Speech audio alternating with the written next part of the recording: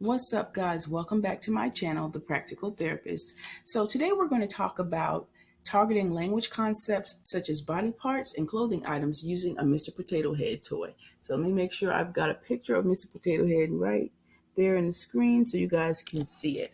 So the reason I decided to do this video today is because over the last, 3 or 4 months, I've been evaluating children and I've gotten a couple new kids on my caseload. And what I'm finding out is that some of my kiddos can memorize certain body parts, but they're not actually able to identify all of the body parts. So an example of memorization would be like the song Head, Shoulders, Knees, and Toes. Some of my kids can identify some of those body parts based upon the song. Or some of my children have learned what their shoes are based upon a directive from their parent. So if the parent has the shoes by the front door and they're saying to the child, okay, go get your shoes, we're getting ready to go bye-bye, they may be responding more to the direction and that daily routine of leaving the house and having to put these items on their feet compared to a different directive that they may not hear necessarily as often. For example, okay, go get your shoes from the closet, or okay, clean up your shoes if they need to pick up their shoes in their bedroom and try to put them up, or clean up their shoes, quote unquote. So what I've decided to do is just give you all some tips, some practical tips that you can use to work on language concepts regarding body parts or clothing items if you are a parent of a child between like 18 months old and 2.5 years old, heck, even a child that's getting close to 3 or is over the age of 3 and they're still struggling with body parts. So with that being said, I'm going to attempt to give you all a breakdown of how I created this book and how I use this book that I've created to supplement the Mr. Potato Head activity. So what I've done is I've created these different pictures. The first thing I did was I took my camera and I took pictures of the different items and I made a Google slide using those different pictures. So here, for example, is a picture of, the item of the eyes. There's Mr. Potato Head's eyes. And what I did was I got a binder from like Walmart or the dollar store. And you could tell here it has the plastic covering here where I slid this picture in. The first thing I did was take a picture of the box so it shows the completed activity that we're targeting for that day. That's good for the children to know, as well as the parents that I'm coaching and teaching them how to utilize this activity at home with their child. And so when it comes to the pictures here, I'm going to make sure I have everything upright. I'm going to say in advance, forgive me if some of the pictures fall off. This book is well worn. It's over a year old, so I've used it quite often over the last year or two.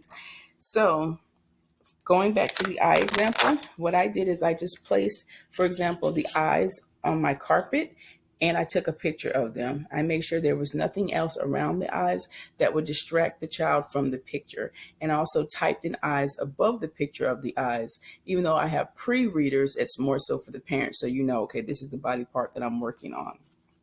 Because I know things can look different in picture form compared to having and holding the actual item. So just to give you some guidance on what you're working on when it comes to the actual body part.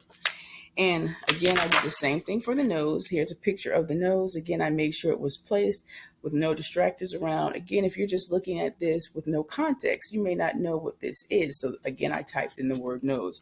I thought about it. You may have a parent that's on vacation or working and a caregiver is taking care of the child. And they may want the caregiver to work with the child using this activity. It's good to know what they're working on so they're not having to guess, but the words are written right here to give better context. So what I did is I took these pictures and I made 2 copies. I printed out 2 copies in color and I laminated these pictures.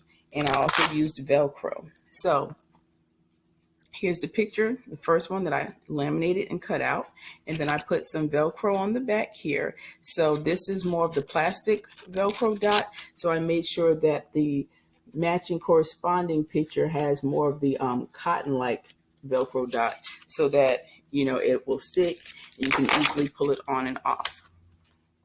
And what I did here is I made what we call a field of 2 choices. So depending upon your child's ability, they may be able to, for example, pick out the eyes from another choice of the nose. And on this page here, I did 3 choices. So I have the mouth, the ear, and the hand. Again, all Velcroed. And then for the last page, I have, for my particular Mr. Potato Head that I bought, this is the color of the hat. It's a green hat that came in the box that I made the picture of, and a pair of blue shoes. So this is the book, again, that I use when I'm working on this activity. So let me show you a quick demonstration of how this would work. So I have the potato head here, and what I may say to my little patient that I'm working with is, all right, Keisha, all right, John, all right, Jenny, we're going to give Mr. Potato some eyes. Here's his eyes. And I'll put the eyes in the potato. Here's his eyes.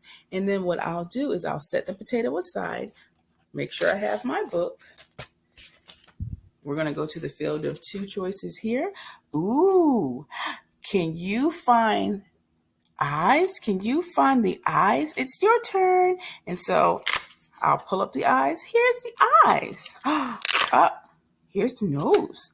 Where's eyes? And so what I'm looking for here is for the child to look at Mr. Potato, look at his eyes, and then see if they can look at the tangible item that they can touch and that they can see, and then match that to a picture of the actual item. So if the child begins to gravitate towards the nose, I may say something like, uh-oh, that's his nose.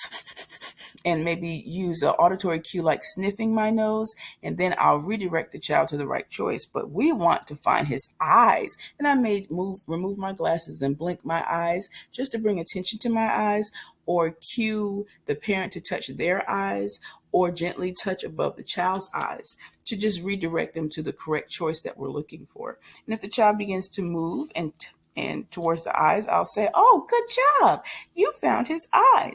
Now, if the child has the motor ability to pull off the Velcro picture from the one here that's in the book, I will definitely allow the child to do that for more independence. But if I have a child that has fine motor deficits or difficulty or weak motor skills due to another diagnosis such as Down syndrome, then I'll assist the child, because I don't want the child to lose attention or become frustrated because he or she is struggling to pull this Velcro picture off. So if I see the child has made the right choice, but due to fine motor deficits, they're struggling, then I'm going to go ahead or cue the parent to go ahead and assist that child. But we're going to praise that child to let them know that they've made the right choice.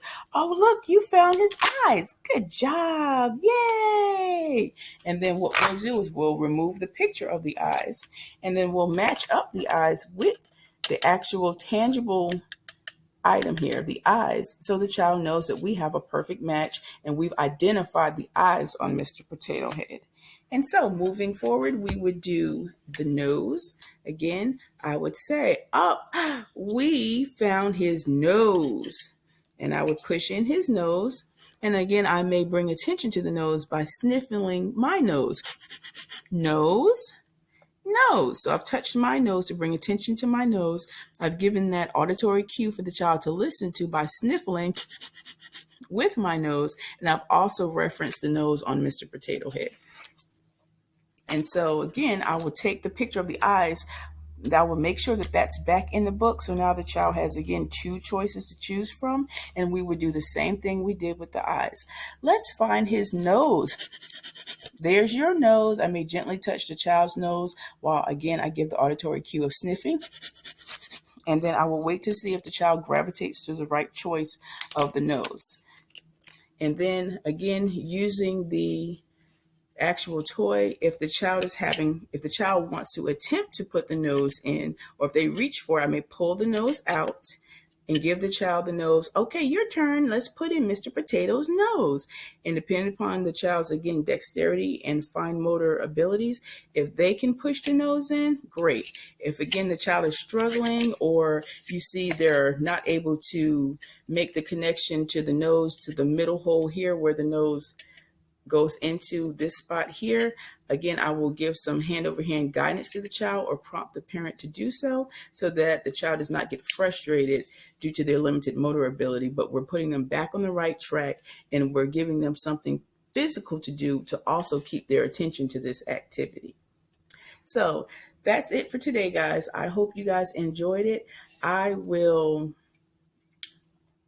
make sure that I give more description in the description box. I'll put a link to a couple of different places where I found a Mr. Potato Head if you would like it. And also let me know in the comment section if you would like me to post the Google slide that I created. So that way you can save time and effort. If you want to make your own Mr. Potato Head book, just hit me up in the comment section and let me know, and I will respond back to you on to where I will be posting that free slide on my website.